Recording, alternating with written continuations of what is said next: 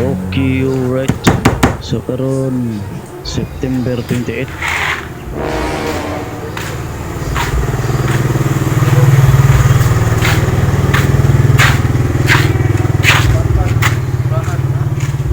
So diri nga video aduna tay i-demolish no.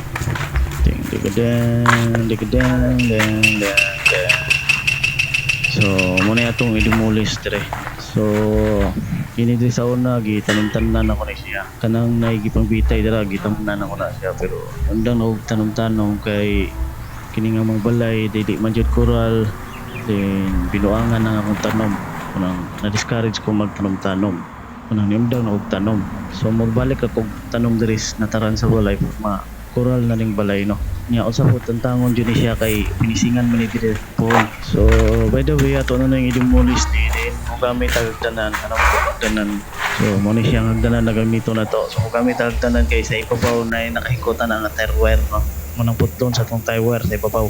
So mo na imong balay no. So wala pay coral din ang balay na mo at bangra sa punta din dari school. So anyway, sugdan na nato ni demolish ni dire.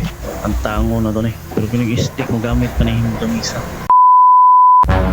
Okay, right. So fast forward. So nahuman na siya tanggal no ang mga accessories.